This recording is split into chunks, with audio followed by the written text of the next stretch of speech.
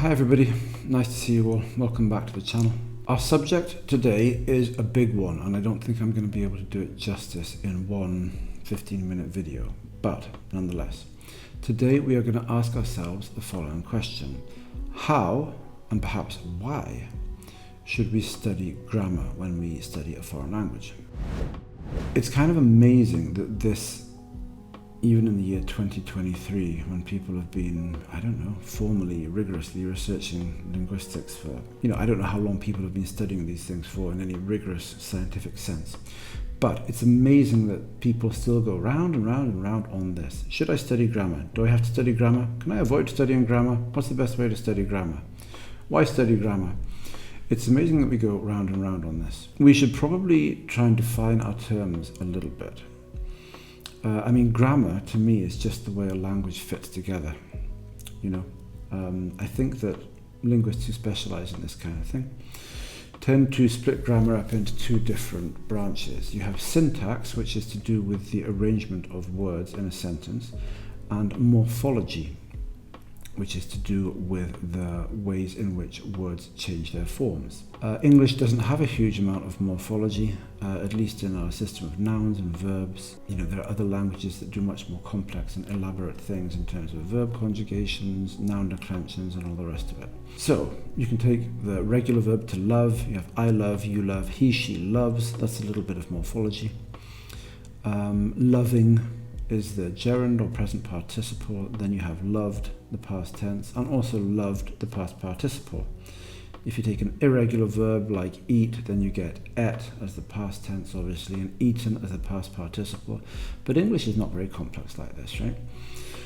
In terms of nouns, the only main morphological complexity here, the main one, is the plural, right? Man, men, woman, women, child, children. Those are irregular. Then it's basically add s, and you get awkward things like bush, bushes, where you have to add an entire syllable. You can't say bushes, right? Bushes. That's because the word bush ends in a sibilant, basically. Badge, badges, things like that, right? Anyway, to us that's all done completely, instinctively, because it's our language. We know how it works. We don't think about it. But yes, English morphology is not that complex in those regards. And then you get certain things like happy, happiness, but you get long, length.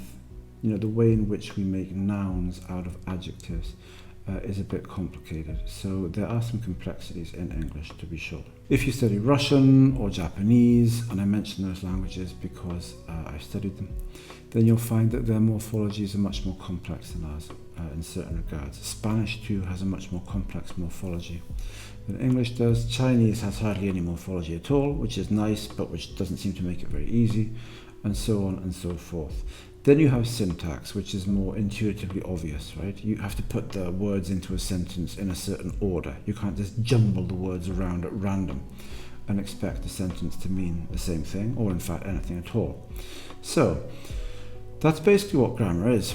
It's basically how you build sentences, in a language. How do you build sentences in English? The way you do that in English is not the same as the way you do it in Russian. And the way you do it in Russian isn't the same as the way you do it in Chinese. So that's kind of obvious, but when you understand that grammar is basically the ways in which you can create sentences in a language, then you can see that you have to learn it. If you don't learn it, you haven't learned the language, right? The question is, how should you learn it? How should you learn it? How should we get this into our heads? The fact of the matter is that a lot of people don't like grammar. People do not like grammar. For a lot of people, learning grammar is like learning quadratic equations at school, or learning logarithms, or trying to memorize the periodic table. A lot of people hate this stuff, in the same way that they have negative memories, let's say, of having to try and memorize the periodic table at school, or learn, like I said, quadratic equations. People don't want to have to do it. It is a nasty, difficult, complex, abstract problem. And what makes it even worse than learning maths or trying to memorize the periodic table is that once you get into serious language learning, you find that there is There is no list of correct answers in the way that there would be in maths. With maths, if you have a quadratic equation, then it can be solved and someone can go through the steps and show you how to do it. And if you later on cannot reproduce that yourself, then okay, that's because it can be a bit difficult, but it's doable. Whereas in languages, constructing grammatical sentences is an incredibly complex and slippery and subtle thing that seems to be bound by rules that can't be described properly, that have all these exceptions. You feel like you're shooting at a moving target often. It's a very slippery and difficult piece of subject matter where it's not as rule bound. What you have to do can't be described conveniently by a set of rules in the way that many people make out. You can't just learn the rules of where to use different tenses in English. It's not that simple. So even for those of us who are relatively gifted when it comes to learning grammar, even for those of us who like learning grammar, who enjoy this intellectual process, right, of trying to learn it, even for people like us, and I say us because I consider myself to be one of those people, learning grammar is hard. For some people it's very hard. So a lot of people want to sidestep it. Do I have to learn grammar? Yes, you have to learn it, but how? Consciously, deliberately, or subconsciously, like a baby, just through listening? This is the question, really. How are we supposed to get this stuff into our heads? I would say that if you do not like grammar, if you think, oh no, I have to study Russian grammar or Korean grammar, or oh, I don't like grammar, I love the language but I don't like the grammar, I would say that you're probably screwed already. Because setting yourself the objective of learning a language despite the fact that you don't like grammar or learning grammar is a little bit like setting yourself the objective of learning to play the piano or any musical instrument despite the fact that you don't like melody or harmony. It's kind of dumb. What is it that you like if you don't like this stuff? If you're not interested in the way the language actually fits together, if it's a chore to have to learn it, what is it that you're doing? Maybe you just like the idea of hanging out in Korea and picking up cute Korean girls on the streets. I don't know, what level of engagement you have with the language you're learning. But if you really, if your eyes roll back in the head at the idea of having to learn grammar, then you should probably try and find another hobby. So that's me waffling about the importance of it. The question is, how should we apportion this task of learning grammar?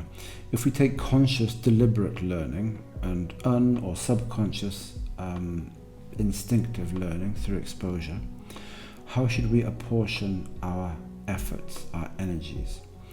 And that is a very good and worthwhile question, because even a grammar freak like me, even someone who really enjoys learning and thinking about grammar, doesn't believe that you can just consciously, deliberately learn the grammar of a language in its entirety.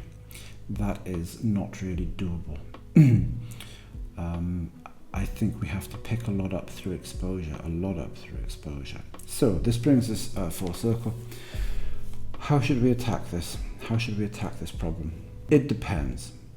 If the language that you're learning is relatively closely related to your own language, then your ability to pick stuff up as you go along will be relatively advanced and relatively useful. If the language you're learning is very alien with respect to your own, then in the early stages, at least, you're going to have to spend, I think, a lot of time explicitly, consciously, deliberately learning the grammar of the language that you're learning. Not because I believe that if you do that, you'll be able to open your mouth and produce perfectly formed sentences because you've learnt the grammar. No, that's not what happens. You have to learn the grammar so that you have a way of interpreting what you encounter, right? If you don't know that Russian has 3 genders and basically 6 cases, ignoring a few complexities, then you have no way of understanding what any of these words are, or why the word book seems to sound slightly different in all these different contexts, and why the vowel at the end is written differently here to the way it was written there. You're not going to be able to understand why the ch of Russian, the voiceless velar fricative, just crops up for no obvious reason suddenly at the ends of all these nouns. Why is that there? It would just be complete chaos. Conceptually, you'd have no way of getting to grips with what was going on in Russian if you didn't have someone to tell you, well, listen now, we've got this thing called a case system, 3 genders, singular, plural. The nouns and the adjectives change their forms in accordance with this system, and in the system of verbs we've got perfective and imperfective verbs. Anyway, the point is not to give you a Russian lesson. The point is that it's just inconceivable. I just can't imagine how you could get to grips with that, how you could get to grips with this without being given a heads up as to what was in the language and how it worked. You've got to have some sort of heads up, right? If you take a very sort of immersion heavy approach, I'm going to get exposure and learn like that, fine, but you've got to have some sort of foundation to push off of, because if you don't, you've got no chance at all. You know, in Japanese, you're going to try and learn Japanese without being told that there's a system of postpositional particles that come on the whole after nouns, though they can come after other particles too. They can come after the te form, though most of you won't know what that is in Japanese. The point is that there are these particles that are very important and that describe the function of the preceding word. Some of them correspond quite closely to things that we have in English. Some of them do not correspond to things that we have in English. And the ones that do not correspond to things that we have in English, like wa, ga, o, those are going to be difficult to learn. You've got to get some sort of heads up. And I don't mean 10 minutes flicking through a grammar book. You're going to have to put in a certain amount of time so that the most fundamental structures and devices within the language are at least somewhat familiar to you. That's in the early stages. And again, to take my classic example, if you're a Spanish person learning Portuguese, then maybe you can just blag it. Maybe you don't have to study grammar much at all. Maybe you can just blag it. But if you are a Spanish person learning Portuguese, then you are engaged in a cognitive task that is radically different to what I've done, learning the languages that I've learned, and I'm talking predominantly about that. So yes, you have to study grammar. Yes, you have to take it seriously. People who say, don't worry about grammar too much, if you make mistakes it doesn't matter, people understand you, these people are not, on the whole, serious language learners, and they do not have high standards for themselves or for the people they give their advice to. So I don't want to take any of that stuff very seriously, to be honest. The question is, once you're up and running and you have some understanding of how the language works and you're familiar with the most important structures and grammatical principles, even if you don't have them down, even if you can't use them yourself that well yet in conversation, you have some understanding of how it works. Let's say you've reached that point, right? You've reached that point. What should you do now in terms of grammar study? And I say that once you've reached that point, your grammar study should consist predominantly, maybe even overwhelmingly, of just getting exposure to the language. The nuances, the subtleties which exist in their tens of thousands, let's be honest, you'll pick them up as you go along if you're attentive.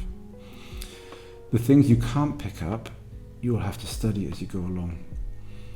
You will encounter things that just make you want to bang your head against the wall in frustration. You think, why does this work like this? And why is that word there in this sentence but there in that sentence? You know, in Chinese there are classic things. You get the ba structure. You get this shi, de type structure. Again, this won't mean much to you if you haven't studied Mandarin. But you get these structures, and sometimes you think, I need to try and nail this down a bit. And then you can ask questions. If you work with a teacher, you can look at YouTube videos, you can get, grammar reference materials, and you can really zoom in on these things that are just evasive, that are hard to figure out, hard to pin down. And I think that sort of sporadic, do it as and when you need to do it type grammar study is really the only type of grammar study that you need once you're at some sort of intermediate level and you're swimming along quite nicely. But I do think that some feedback is useful. If you can work with someone who has a head for this kind of thing and who's prepared to give you the feedback you need, it might be worth getting a bit of a sort of grammatical tune-up occasionally from someone who can identify your errors and help you, because you won't know exactly what you're doing right and what you're doing wrong when you start speaking for real. You might be making mistakes that you just don't know about. But getting back to what I was saying a moment ago, the hardcore grammar study is something that should take place in the early stages of studying a foreign language. And then you should be referring back occasionally as and when you get into trouble, as and when you find things that are creating problems for you. So I would say that the overwhelming majority of our grammar study, time-wise, the overwhelming majority of our grammar study takes place naturally as we read the language, as we listen to the language, as we just ask questions. If you work with someone and you can ask them questions, then occasionally I'll say, hey, why is this here in that sentence but there in that sentence? And hopefully you'll get some kind of explanation. And when you do that, you're studying grammar whether you realize it or not. That is grammar. If you're asking why this word is here and not there, that's syntax, that's grammar, right? If you're studying Russian and you say, why is this word in this case here but in that case there? That's it, you're studying grammar. You might not think of it like that, but that's what you're doing. So that relatively sort of unconscious grammar study is, again, judging in terms of the sheer amount of time dedicated to it, the most important part of our grammar study. But I would say that dedicated grammar study in the early stages of learning a language, and then in a relatively sort of scattershot fashion as you go on with your studies of the language, that is a bit like the calcium in your food. Calcium is only a small fraction of what you eat by weight, but it's kind of important. And if you don't have any of it in your diet, then you're going to have problems, right?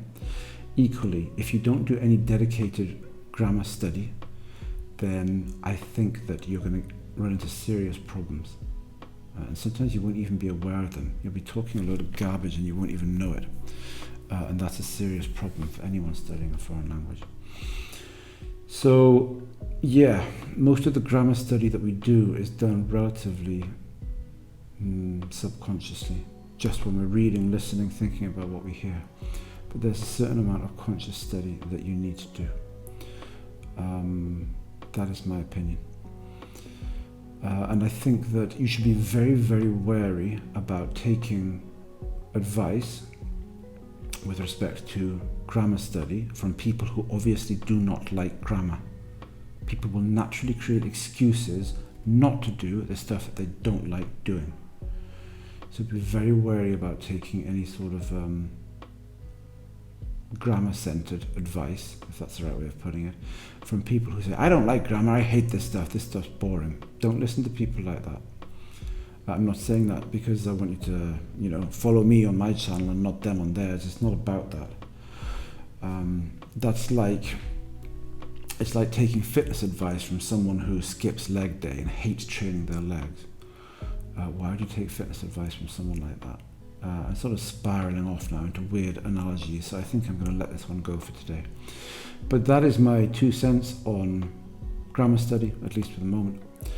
And if you want to agree or disagree or say anything, then by all means say it in the comments, as long as you're polite. That is it for today. I'm going to head off. Thanks for listening to this. I do appreciate it when people come by and contribute in the comments. That's it. Thanks very much. Ciao, ciao. Bye-bye.